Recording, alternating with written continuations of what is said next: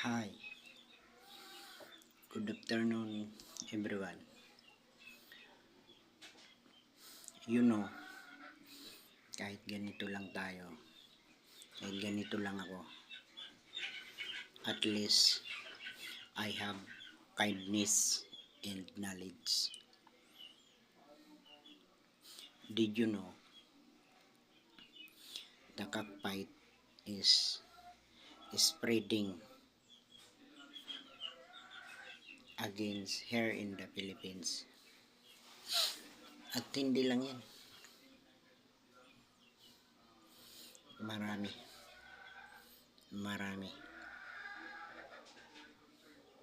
Kasi itong mambabatas natin, yung nakaupo sa atin gobyerno,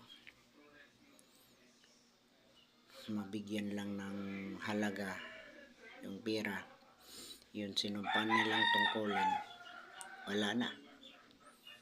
Si Satanas nang nanghari sa kanila.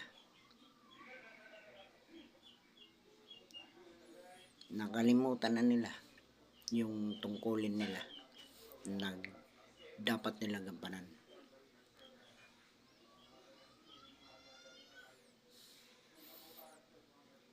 Alam nyo,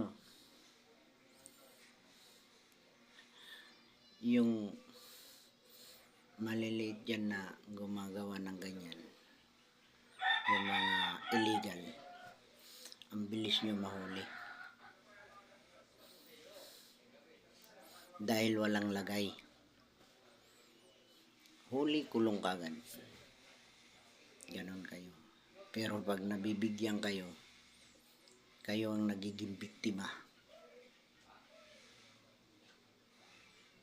Kayo ang naging sunod-sunuran. Wala na. Sila na ang nagmamando sa inyo. Dahil kayo, humahawak na ng pera.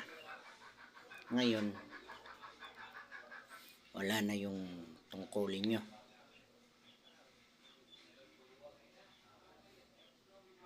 Wala na yung ginampanan nyo na.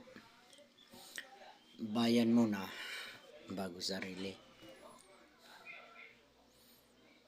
Baga mali. Yun para sa inyo. Sarili muna bago bayan. Yun ang tama. Hindi yung magsasalita kayo na bayan muna bago sarili. Mali. Tingnan nyo sa ginawa nyo. Diba? Sige. Mag-ikot-ikot kayo ngayon. Hanggang sa simbahan, hanggang sa lansangan. Kahit saan dito sa Pilipinas, tayo ang pinag-uusapan. Dahil kumikita kayo ng pera na hindi naman pinagpawisan. Hindi naman nadaan sa maganda.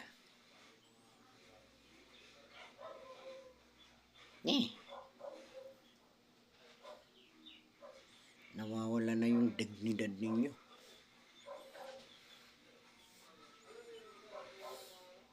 Nilalamon na kayo ng inyong katarantaduhan.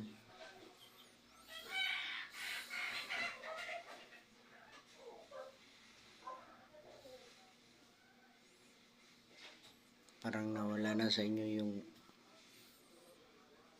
sinumpan ninyo dito sa bayan.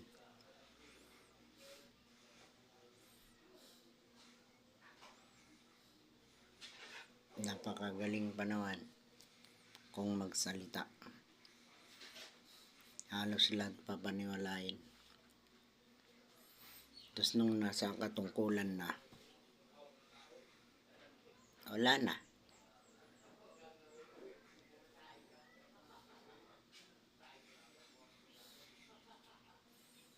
Wala nang nagawa.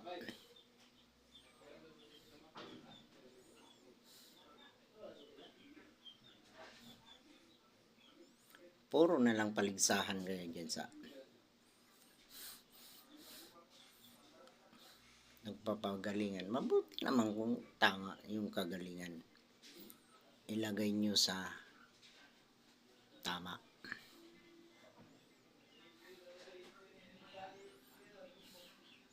Nawala kayo sa direksyon nyo. Nalis na kayo ah. Hindi na maganda yung takbo ah.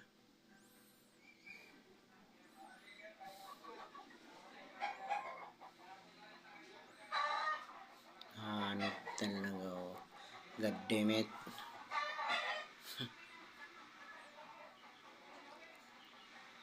Pagdating sa pera,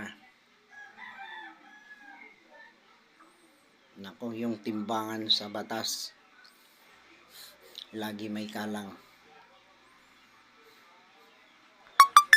Lagi may kalang na pera.